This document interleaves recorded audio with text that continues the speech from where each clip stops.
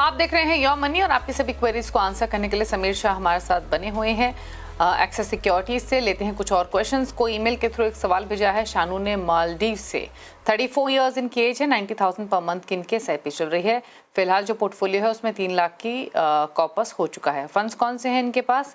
Quant small cap, Nippon India small cap, Motilal Oswal mid cap, Tata small cap, HDFC mid cap, Nippon India multi cap, Parag Parikh flexi cap, ICICI Pru blue chip और SBI contra fund. इन सभी में ये 10,000 each डाल रहे हैं, यानी 90,000 के लिए 9 फंड इन्होंने चुने हैं। थोड़ी सी overlapping small cap mid cap category में ऑल्दो दिखाई देगी। अब इनका क्वेश्चन क्या है? 10 साल में सिस्टमैटिक विड्रॉल प्लान के जरिए 1.2 करोड़ चाहिए। 7 से 10 साल का 10 ईयर्स का मान लेते, 10 ईयर्स का होराइजन लेके चल रहे हैं। तो पहले तो 10 साल के हिसाब से पोर्टफोलियो कैसा है? इसके अलावा 10 साल में अगर सिस्टमैटिक विड्रॉल प्लान के जरिए जब ये रकम निकालेंगे तो क्या ये वैल्यू 1.2 करोड़ की होगी या फिर नहीं?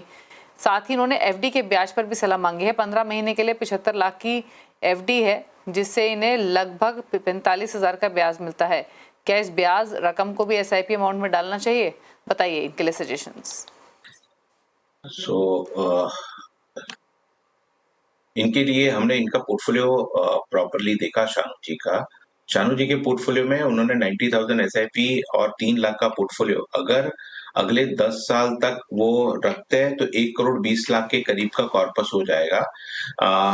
उसके बाद अगर वो बाकी के अमाउंट के साथ अगर एसआईपी अगले 10 साल तक कंटिन्यू करते हैं तो उनका जो गोल नंबर 1 था वेल्थ क्रिएशन, उसके लिए करीबन 5.5 करोड़ इकट्ठा हो जाएगा।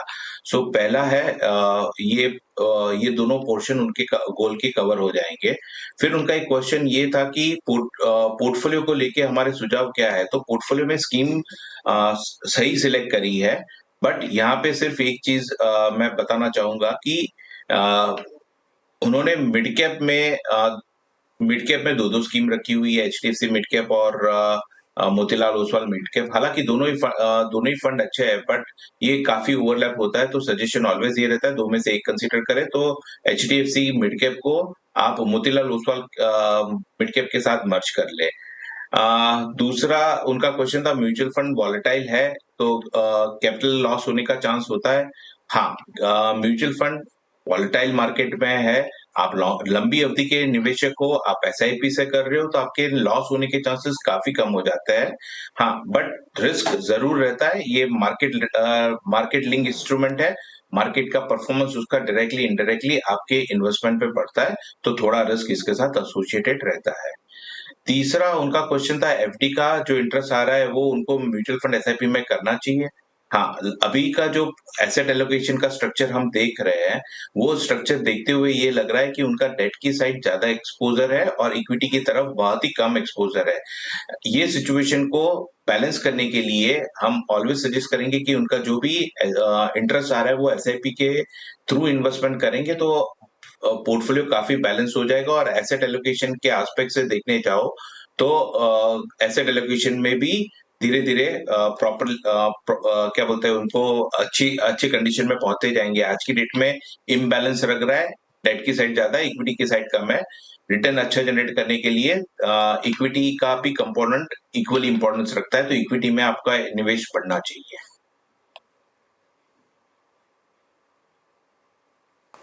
ओके, चलिए एक और सवाल लेते हैं। देवजानी मुखर्जी ने कोलकाता से ईमेल के थ्रू सवाल भेजा है। 40,000 पर मंथ की एसआईपी चल रही है, 11 ईयर्स में 5 करोड़ का टारगेट है और जाना चाहते हैं टारगेट क्या हासिल होगा या फिर नहीं, और कितना एसआईपी इंक्रीज करना पड़ेगा। फंड्स में बता दूं Motilal Oswal large and mid cap, ICICI Pru value discovery, ICICI Pru equity and debt, Nippon small cap, इन चारों में 5,000 ईच। इसके अलावा 4,000 ईच है एचडीएफसी बैलेंस्ड एडवांटेज में, 3,000 ईच है 2 फंड्स में, एचडीएफसी मिड कैप और टाटा स्मॉल कैप। साथ ही 2,000 ईच 5 फंड्स में है, Parag Parikh flexi cap, SBI technology, HDFC hybrid equity, SBI blue chip और कोटक फ्लेक्सी कैप। काफी सारे फंड्स हैं इनके पास, इनफैक्ट लिस्ट काफी लंबी है।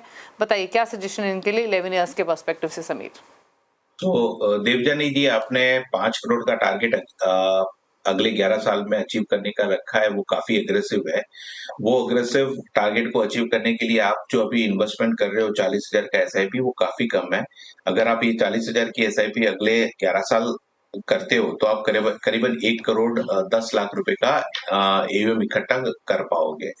अब आपने अपना टारगेट 5 करोड़ रुपए का रखा है, तो यहाँ पे आपको पहला ऑप्शन ये ये कर सकते हैं कि आप अपना एसआईपी अमाउंट इंक्रीज करके 1,83,000 पर मंथ की एसआईपी करेंगे तो आपको लक्ष्य हासिल करने में मदद मिलेगा।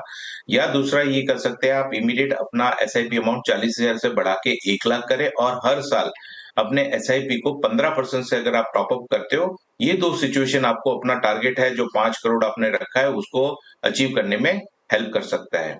अब आपके पोर्टफोलियो की बात करते हैं, तो जनरली देवजानी जी, हमारा ऑलवेज सजेशन ये रहता है कि आप अपने पोर्टफोलियो में 6 से 7 स्क्रिप्ट रखें, 7 से ज्यादा ना रखें। आपके पोर्टफोलियो में आपने काफी स्क्रिप्ट रखी हुई है, तो सुझाव पहला यही रहेगा कि आप उसको रिड्यूस करके 6 से 7 स्क्रिप्ट में लाए। रीजन ये रहता है कि आप जब भी कोई भी म्यूचुअल फंड में इन्वेस्टमेंट करते हो तो पहला ऑप्शन, आप म्यूचुअल फंड की स्कीम में इन्वेस्ट करने का लॉजिक ये रहता है कि आप अपने पोर्टफोलियो को, अपने रिस्क को डाइवर्सिफाइड करते हो। आप जो भी इन्वेस्टमेंट करते हो मल्टीपल कंपनी में इन्वेस्टमेंट हो जाता है। आप मल्टीपल स्कीम में इन्वेस्टमेंट करते हो, इसका मतलब है आपने बहुत सारे स्टॉक अपने पोर्टफोलियो में ले लिए और ये आपको कहीं ना कहीं आपके लॉन्ग टर्म रिटर्न पे इम्पैक्ट डालता है। तो ऑलवेज सजेशन ये रहता है 6 के अंदर आप 6 से 7 स्कीम में रखे, ज्यादा ना रखे। अब आपके पोर्टफोलियो पे सुझाव ये रहेगा कि आपके पोर्टफोलियो में 2 फ्लेक्सी कैप फंड है, आप दोनों ही अच्छे फंड है, आप 2 में से किसी एक में मूव करें और एक को छोड़े। दूसरा है आपके पोर्टफोलियो में एचडीएफसी हाइब्रिड फंड है, जिसको और आईसीआईसीआई प्रूडेंशियल का इक्विटी एंड डेट फंड है, दोनों अग्रेसिव हाइब्रिड कैटेगरी के फंड है।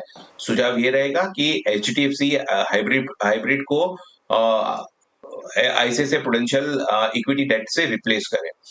तीसरा, हमने देखा है आपके पोर्टफोलियो में 2 मिड कैप फंड है, यहाँ पे सजेशन ये रहेगा आप एचडीएफसी मिड कैप अपॉर्चुनिटी को रिप्लेस करें एचएसबीसी मिड कैप से।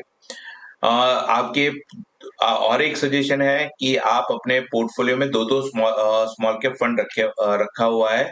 सजेशन ये रहेगा 2 इन्वेस्टमेंट में से एक ही स्मॉल कैप फंड रखे, दोनों ही अच्छे फंड है, आप कोई भी एक में मूव कर सकते हो और एक को क्लोज कर सकते हो। और दूसरा एक सुझाव ये रहेगा, एसबीआई टेक्नोलॉजी फंड है जो सेक्टोरियल फंड है, काफी रिस्की होता है। सजेशन ये रहेगा कि आप एसबीआई टेक्नोलॉजी फंड में से एग्जिट करें और लार्ज कैप की तरफ ये पैसा डाइवर्ट करें। ये आपको आपके पोर्टफोलियो को वेल बैलेंस और स्टेबिलिटी देगा। ओके, चलिए, तो ये सलाह दी गई है देवजानी आपके पोर्टफोलियो को लेकर, अकॉर्डिंगली आप चेंजेस कर सकते हैं, कुछ फंड से निकलने की भी सलाह दी गई है। शुक्रिया समीर, शो में आने के लिए और सभी क्वेरीज को आंसर करने के लिए, थैंक यू सो मच। इसी के साथ योर मनी में तो इतना ही। ब्रेक में जाते हो आप समीर के टॉप फंड्स देख सकते हैं, नोट कर लीजिए अगर आप उनकी चॉइस के हिसाब से कंप्लीट पोर्टफोलियो क्रिएट करना चाहते हैं। इसी के साथ योर मनी में तो इतना ही, नमस्कार।